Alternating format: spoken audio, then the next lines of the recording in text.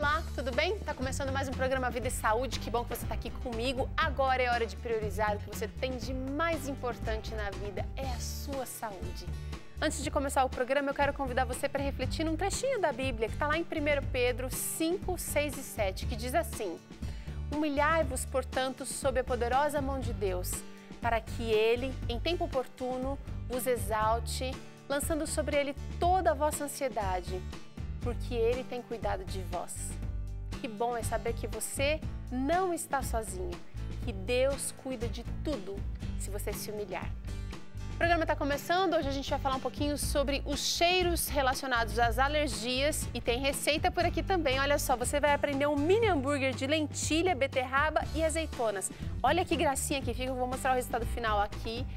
Que linda essa receita, a gente montou aqui de um jeito diferente, mas é claro que você pode servir na forma de hambúrguer aí, com pão, com uma maionese vegetariana, pode se esbaldar na cozinha. Essa é uma receita que você vai precisar anotar, se não puder anotar aí, daqui a pouquinho você acessa o nosso blog, novotempo.com/vida e saúde, para pegar essa e outras receitas também, tá bom?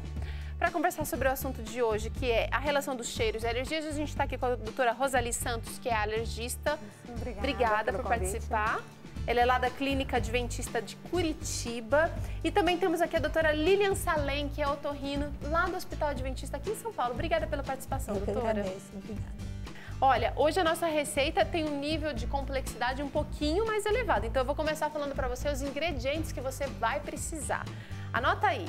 A gente vai precisar de lentilha cozida, 2 xícaras mais ou menos, e aqui a gente já tem ela, olha, escorridinha. A gente cozinhou e tirou aquele caldo em excesso, ela tá bem firme, tá?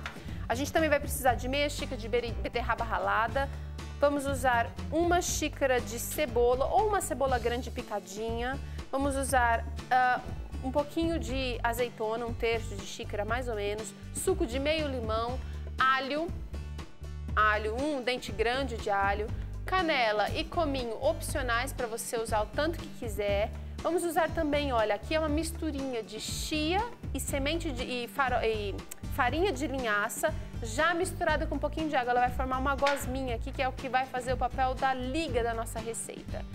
Basicamente isso, a gente vai precisar de um pouco de azeite, 2 colheres e sal. Isso é para o nosso hambúrguer. E aí, para enfeitar, para decorar, a gente vai precisar de um pouquinho de gergelim, um pouquinho de salsinha, uma azeitoninha preta, para montar esse prato bonito do jeito que você viu aqui.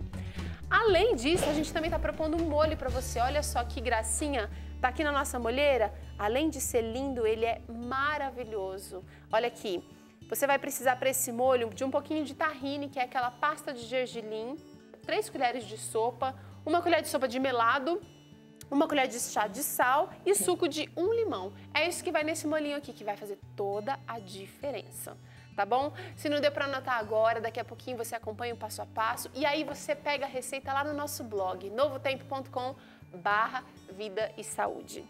E quero saber das doutoras, vocês gostam de cozinha? A gente já conversou aqui algumas vezes no programa. Quem que vai para a cozinha aqui? Doutora Lilian, você vai de vez em quando? Eu vou e gosto. Vai? É. Rosali? Também. Vai? Vou, gosto. Qual que é a especialidade de vocês? Doce, salgado, sobremesa? Olha, eu gosto de alguns salgados e meu filho faz algumas sobremesas também. Ah, que quando legal! Ele você vai com ele para a cozinha, Bom. tá fazendo direitinho. E você, doutora? Eu gosto de salgados e a minha linha é mais para comida árabe. Então, a gente amo também, amo. a gente acaba fazendo mais essa linha. Então tá bom. Olha, para começar essa Vegetariana, receita... sim, Vegetariana, essa linha, Eu já fiquei sabendo que a doutora Rosali também gosta muito da culinária vegetariana. Foi vegetariana por um tempo também, né? Isso é muito importante. Hoje a gente tem que pensar na variedade de alimentos que a gente tem disponível, além da carne. Pensando em nutrição, pensando em beleza, pensando em tudo que a cozinha natural tem para oferecer. Eu vou começar fazendo o seguinte, a gente vai refogar aqui o alho, a cebola e a beterraba numa panela antes de levar todos os outros ingredientes para o processador. E aí você pode, de repente em casa, usar uma lentilha que de repente já esteja lá congelada no freezer, que você cozinhou, fez uma sopa e aí sobrou um pouquinho. Eu sempre congelo. E aí essa é a hora de usar, vai virar um delicioso hambúrguer. A gente vai refogar, então, a cebola, o alho, com um pouquinho de azeite. A gente está sugerindo aí 2 colheres de azeite. E a beterraba também. Vem pra cá. E vou refogar tudo junto. E essa receita aqui vai pro forno. A gente não vai colocar o hambúrguer na frigideira. Então, ela é toda saudável. Vou trazer o sal já pra cá. Eu não sei se eu falei, mas a gente vai usar um pouquinho de aveia também nessa receita, que é ela que vai dar o ponto da massa. Pronto, 2 colheres aqui. Já vou adiantar o limão. Vamos cortar um limão. E a gente vai usar o suco de meio limão aqui. Enquanto vai refogando, a gente vai colocar os demais ingredientes aqui no processador. Vamos lá. Que a comida reúne a família, né? Reúne a família. A comida é uma bênção, né? A gente consegue relaxar enquanto está trabalhando na cozinha. A gente consegue se unir, que a gente traz os filhos para perto da gente, a gente conversa sobre nutrição. A gente pode se divertir um pouquinho também na cozinha, porque faz uma bagunça boa, não é? Ó, isso que eu tô colocando aqui é uma liguinha de chia misturada com um pouquinho de água e a farinha de linhaça. E ela vai dar, olha, a liga para nossa receita. Ela vai substituir o ovo tranquilamente. E eu achei uma referência interessante um dia que eu li, que Deus manda um anjo para ficar na cozinha com a pessoa na hora que ela está montando os pratos. Tem gente que acha que não é capaz, e é verdade, você tocou num ponto muito interessante. Eu acho que eu li nessa mesma referência, doutora, que se a gente for parar para pensar, a pessoa que cozinha o alimento, ela tem uma responsabilidade tremenda, porque ela está introduzindo na mesa o alimento que vai se tornar sangue e que vai nutrir as nossas células e que vai nutrir o nosso cérebro. Então, dependendo do tipo de alimento que eu estou trazendo para minha cozinha, eu estou formando reflete na o família, bom sangue, o bom corpo de toda a nossa família, né? Olha, eu coloquei todos os ingredientes aqui. E tô só esperando refogar aqui o alho e a cebola. E já tá bem quentinho. Vou precisar de um pouquinho mais de azeite aqui. Eu usei um pouco para refogar e agora outro pouco para colocar aqui para bater no processador. 1 colher de sopa tá ótimo. Foi mais ou menos 1 colher para lá.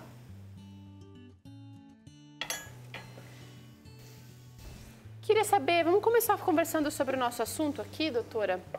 Acho que a doutora Rosali pode falar pra gente. De maneira geral, explica pra gente o que seria uma alergia. A alergia é um mecanismo imunológico, é uma defesa do organismo contra algum agente externo que nós não deveríamos reagir. Não deveríamos defender, mas o nosso organismo defende. Esse mecanismo é mediado por um anticorpo específico, que é o anticorpo E, ou imunoglobulina E, e ela é específica para aquele determinado produto, né? Então, isso é uma alergia. É uma reação imunológica contra algum agente externo, né? Se fosse uma bactéria, seria um antígeno, seria uma doença. E se fosse uma reação contra o nosso organismo, seria uma doença autoimune. Então, Entendi. é uma defesa contra aquilo que não deveríamos reagir. Então, algum alimento, algum ácaro, pólen, fungos, o que não precisaria ser defendido e se defende, isso é um mecanismo alérgico. E o resultado final dessa doença é um processo inflamatório crônico, né? Uma inflamação crônica. Que vai aparecer nas formas de sintomas, de alergia, de mucosa, de repente, mais os sintomas edema, respiratórios, né? nasais, então, coceira, né? Se for no nariz, coceira, secreção, obstrução nasal. Coriza. Né? Que é a coriza. Coriza, muito Se bem. for nos olhos, então, que a gente chama de conjuntivite, coça também, lacrimejamento. E se for em vias aéreas inferiores, tosse, chio, tosse com secreção também, falta de ar. Agora, é muito comum a gente ouvir por aí as pessoas falando: nossa, eu sou cheia de alergia, tenho alergia de tudo. Parece que está na moda se falar sobre isso. Nem tudo, nem todos esses sintomas indicam alergias. Não, elas podem ser confundidas porque tem vários fatores que são desencadeantes e que o sintoma é o mesmo, entra em crise da alergia. Mas são fatores que o mecanismo não é imunológico, não se tem um anticorpo específico para aquele produto, né? Então não é alergia, mas a pessoa entra em crise de alergia ou da alergia prévia que ela tem, ou não é um mecanismo alérgico, pode ser confundido mesmo, como causa ou como um fator de piora. Será que a gente pode dizer, doutora? A gente entra num diagnóstico que a gente chama de diagnóstico diferencial. Porque o paciente vem achando que ele tem uma alergia, que ele é um portador de uma alergia. Eu sofro disso há muitos anos, ele fala, eu sofro de alergia há muitos anos. E quando a gente pede os exames, no caso, como a doutora Roseli comentou, que a gente pede a dosagem de imunoglobulina específica, que é a IgE, a gente vê que ele não tem alterado a imunoglobulina, nem a total e nem as específicas que a gente pede. Então, a gente afasta um processo alérgico, no caso. Então, só vai ser alergia se aquele examezinho comprovar que tem realmente uma, posso dizer, incompatibilidade com aquele fator ou não? Uma elevação. Uma elevação do anticorpo, é isso? Geralmente, se for respiratória, nós tentamos buscar a detecção desse anticorpo específico para fechar o diagnóstico. Mas tem algumas proteínas, alguns alérgenos que nós não temos precisão só em testes. E aí tem que às vezes ser feito outros tipos de exames e a história. Então não é só o teste que fecha o diagnóstico de alergia, é o teste associado à história clínica, o exame do paciente, para fechar o diagnóstico de alergia. Entendi. Olha, tô nessa fase aqui da receita que eu vou colocar para dar o ponto da receita mais ou menos 1 xícara de aveia. Vou colocar até um pouquinho menos, porque eu gosto de dando ponto, de repente, já tá bom, não preciso colocar mais. Tudo que é demais para dar ponto a gente exagera, pode deixar o alimento mais durinho, né? Seco, né? Você viu que simples? É só refogar a cebola, alho, a beterraba. Os outros ingredientes a gente coloca todo no processador. E aí vai moer, vai triturar. Eu vou precisar de mais aveia.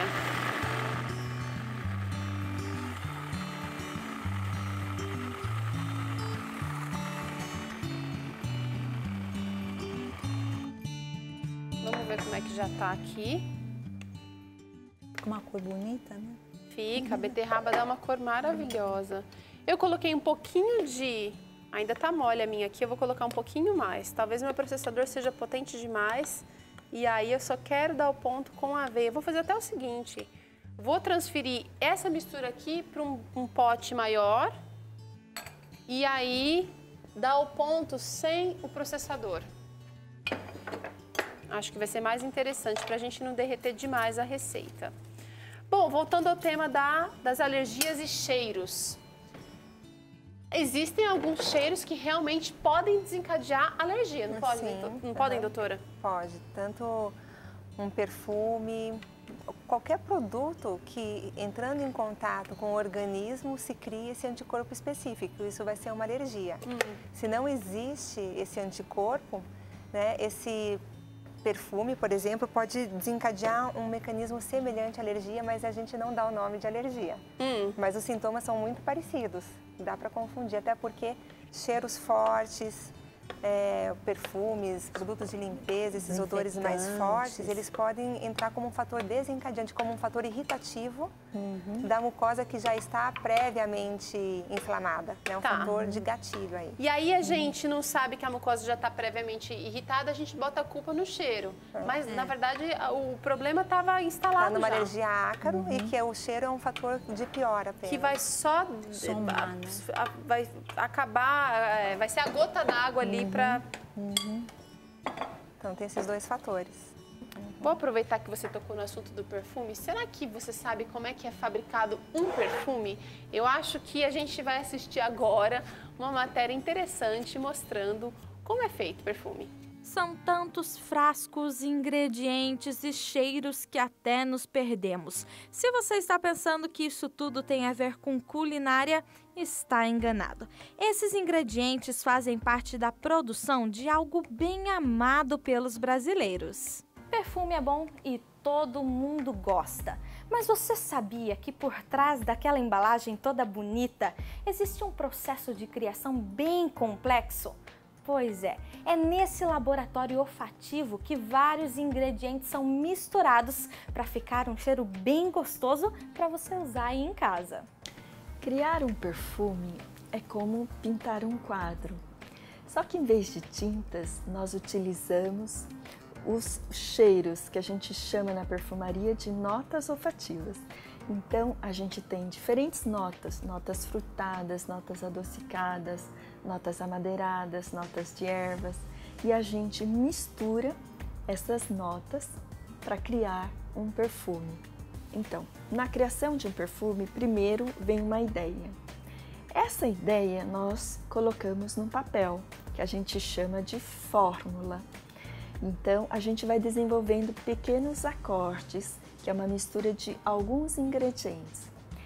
Eu pego essa fórmula, dou para minha assistente e ela mistura esses ingredientes. Ela pesa numa balança, aí ela agita num agitador e depois ela faz a aplicação. Mistura a essência, o álcool e a água, que para ser uma colônia. E aí ela aplica em diferentes concentrações que eu peço. Por exemplo, se eu falo 10%, se é uma Del Colônia. Se é uma água de colônia, 5%. Ela faz a aplicação, ela me traz e aí eu cheiro. Outro ponto importante na produção do perfume é a fixação. Quanto mais tempo esse perfume dura em nossa pele, melhor. Mas para que isso aconteça, deve ser feita a escolha certa das notas olfativas. Tem ingredientes com média volatilidade, que demoram mais ou menos 1 hora, 2 horas para evaporar. E esses nós chamamos de família notas de corpo, porque são notas que demoram em torno de 2 a 4 horas para evaporar. São as notas florais, as notas amadeiradas e as notas especiadas. E tem os ingredientes que demoram mais de 6 horas, 10 horas, às vezes 1 dia para evaporar. São notas adocicadas, notas às vezes que tem um odor animálico, notas de resinas, notas de bálsamos, notas de madeiras, mas madeiras mais fortes, mais encorpadas, como patchouli, como vetiver. Esses demoram mais tempo para evaporar. Então, um perfume não é nada mais do que você equilibrar essas notas de saída, de corpo e de fundo. Agora, quando for comprar seu perfume, já sabe como é feito e entende melhor todo esse processo antes de chegar em sua casa e perfumar seu dia.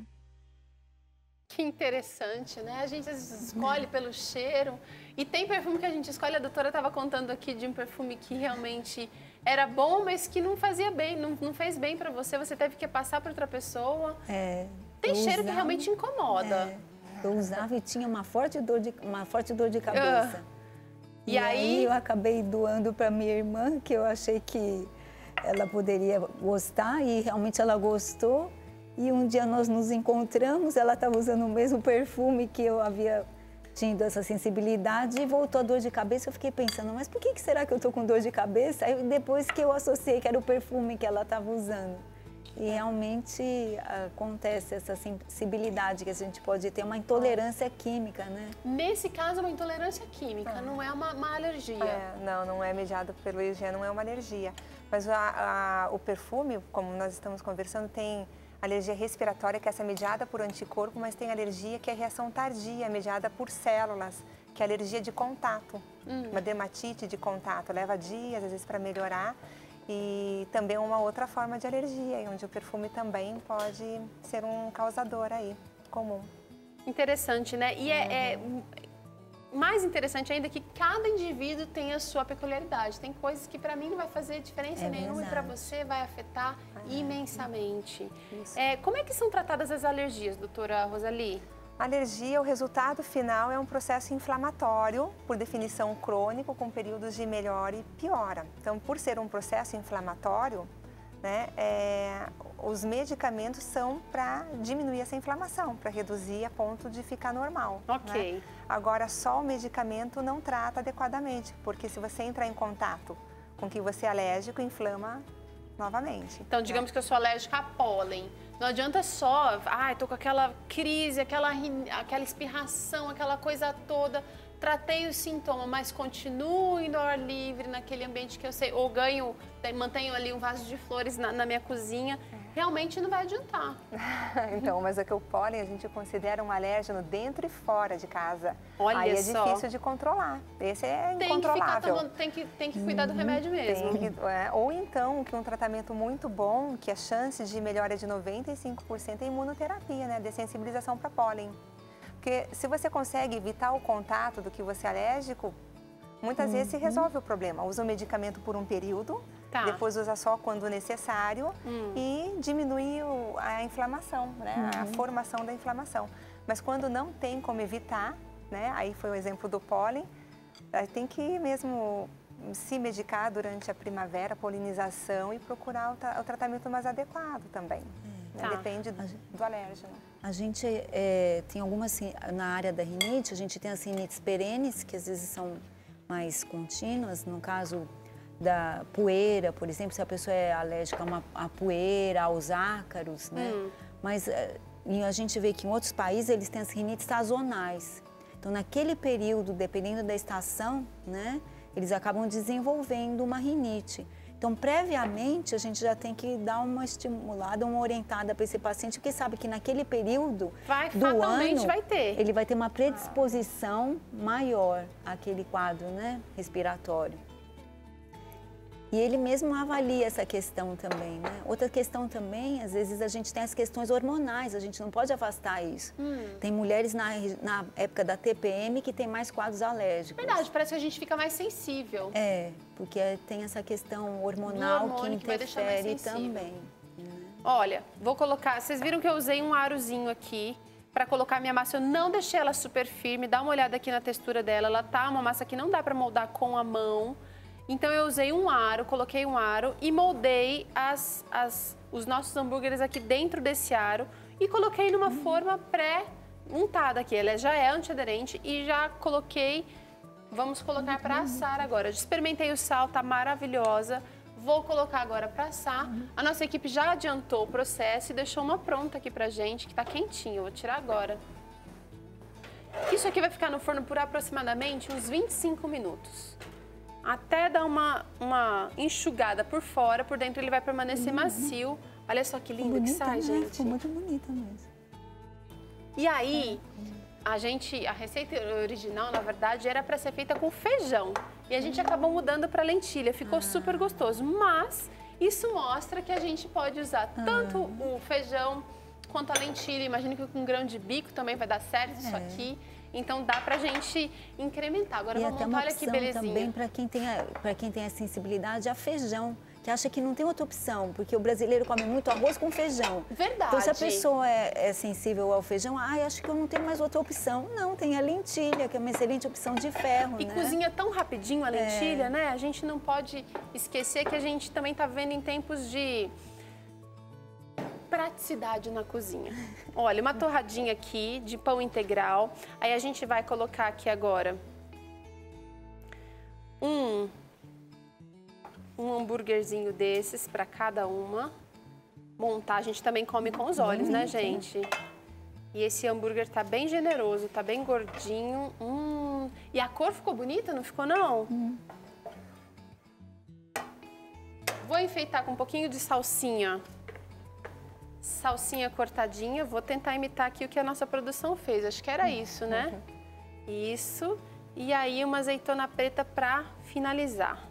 Se você quiser, você pode colocar uma maionese vegetariana nesse pão, você pode fazer o que quiser, mas a nossa proposta é um molhinho muito bom, que olha só, tahine, sabe aquela pasta de gergelim, rica em cálcio, maravilhosa, uma fonte de gordura excelente. A gente jogou aqui um pouquinho, olha, só um enfeitinho aqui no prato.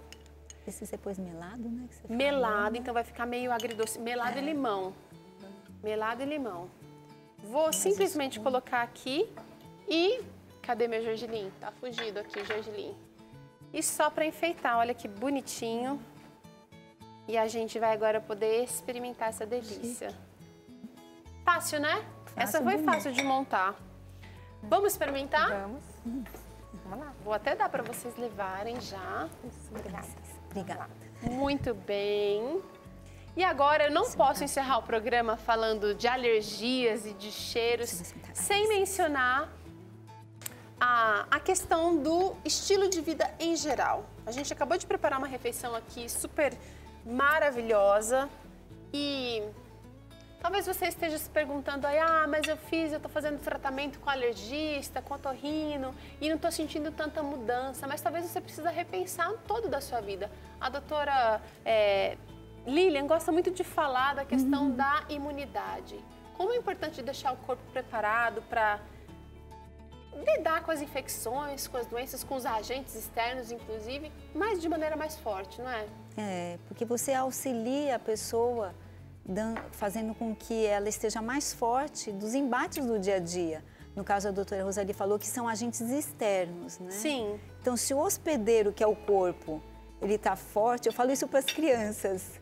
Se o seu corpo está fortinho, você vê as bactérias, os vírus ou mesmo as substâncias alergênicas, você reage de uma forma adequada, mesmo que você tenha uma predisposição. Você tem uma predisposição hereditária para uma alergia. Muitas vezes você pega isso nos pacientes, essa questão de predisposição hereditária. Mas se você dá condições para o organismo reagir àquilo, o quadro alérgico vem, mas de uma intensidade menor. E a gente não está desmerecendo aqui os profissionais, porque olha, às vezes você está se sentindo gripado ou resfriado, acha que está resfriado, gripado com muita frequência e na verdade é uma crise alérgica que não está resolvida, que não está direcionada. Não é uma imunidade baixa, mas é um mecanismo alérgico mesmo. Exatamente. Então precisa andar junto ali. Você tem que fazer sua parte, mas tem que procurar o especialista também e assim, só assim, a gente vai conseguir ter mais qualidade de vida. Entra no nosso blog, pega essa receita. Eu já experimentei com o molhinho, ficou fantástico. A gente continua aqui experimentando essa delícia. Faz aí, conta pra gente o que você achou e a gente segue no Vida e Saúde. No próximo encontro a gente tem aqui marcado com o Vida e Saúde. Um abraço, até lá!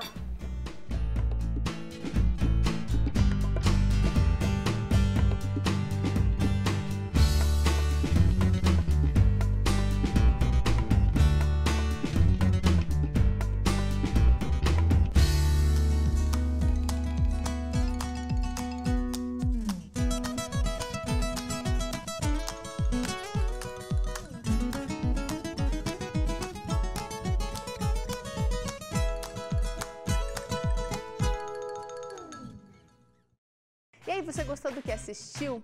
Tem muito mais conteúdo exclusivo esperando por você. Clica aqui, assine o nosso canal e fique por dentro das novidades do Vida e Saúde.